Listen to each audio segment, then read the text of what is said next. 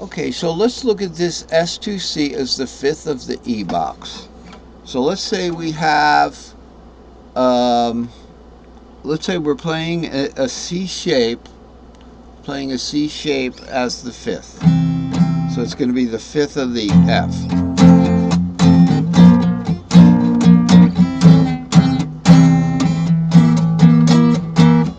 Something like that. All right. The adjustment we're going to make as the fifth is we're going to flat the seventh there. Okay, so just in the bottom two, we've got the same shape there, but now we're simply going to go like that. You know, it sounds like that.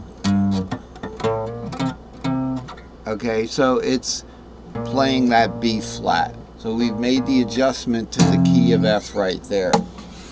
So that's how these adjustments work on the level of patterns.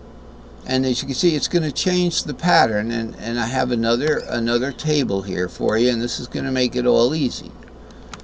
But if this was the first thing I showed you, it would become confusing. How does this relate to reality? You know, to the fretboard, to the patterns, and therefore then to the fretboard.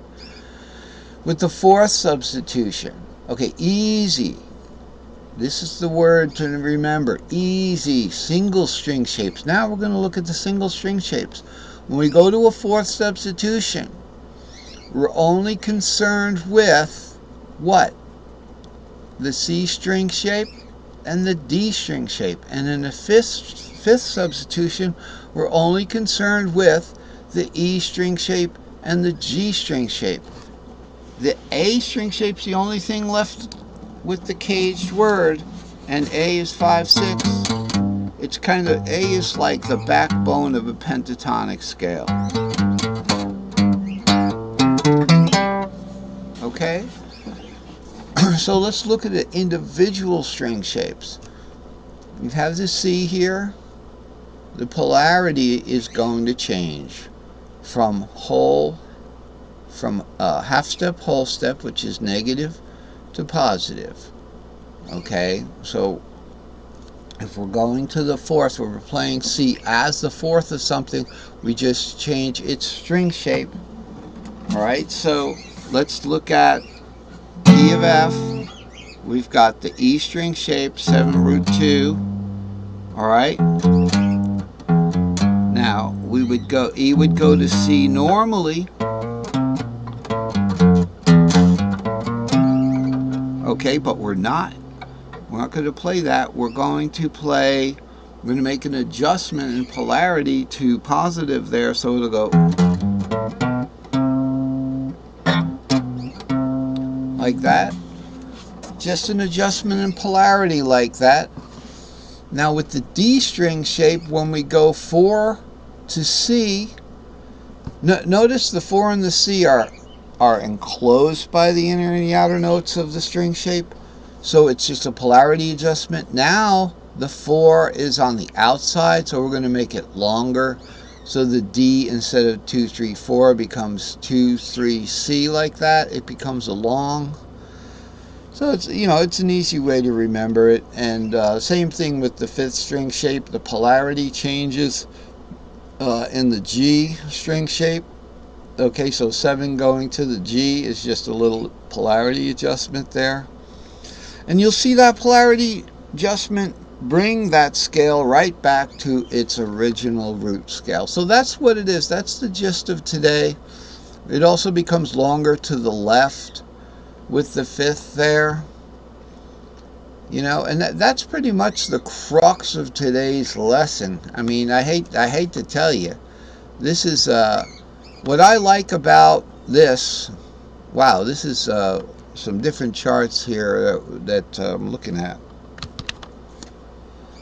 So this is the part of the chart 317 that I like, which is the pattern adjustments. All right, but still, this entire thing has been an exercise in returning to the original diatonic shape. So I want you to look at these patterns With these patterns, here's your E form. This is the base of your C. This is the base of your D. This is your base of your G. You've got all of them. These are the only patterns you need to know. And these patterns need to be put through the warp. Put through the tuning warp between the G and the B string. And these are the pattern adjustments. So that's it, pretty much it for today. Again, what I've been doing lately is just I'm doing more open string stuff.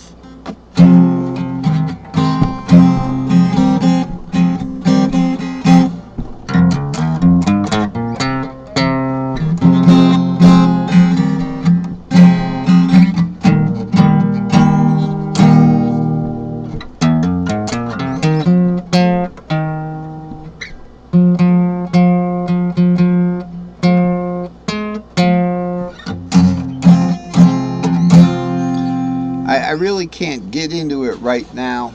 I like to do the diatonics there. I would caution against using the pentatonic in the root form. You know, if you're in the key of C like this, I would caution from just doing. I would stick to the diatonic on the root.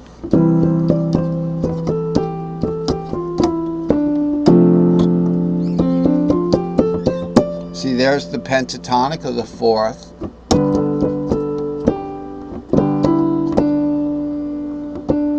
Okay, and there's your fifth there. You know, I would definitely caution using the pentatonic on the root. You know, the root scale. So if you got a E-shaped F, I would do the diatonic from the beginning there.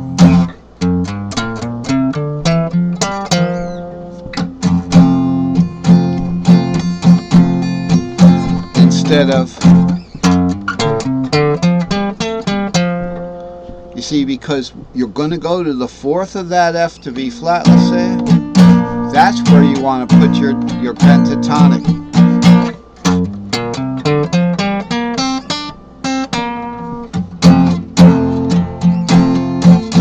Now let's take it one cage slower.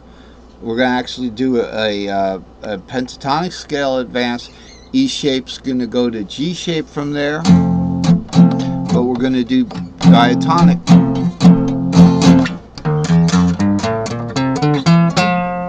Okay, so that's pretty much what's going on. Just know which way you're going with the cage system. Play the diatonic.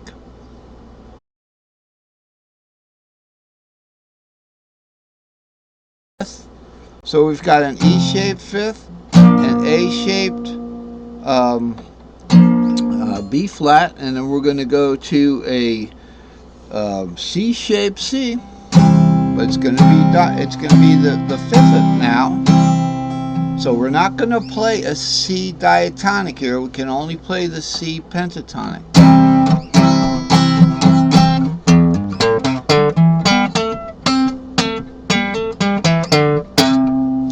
Okay, if we want to play that B flat, all right, if we're looking at the, then we have to play the regular E form, so it'd go.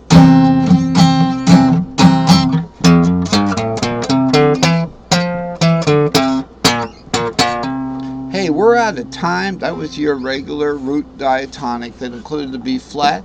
Thanks for watching the video. You know, it's been a good lesson.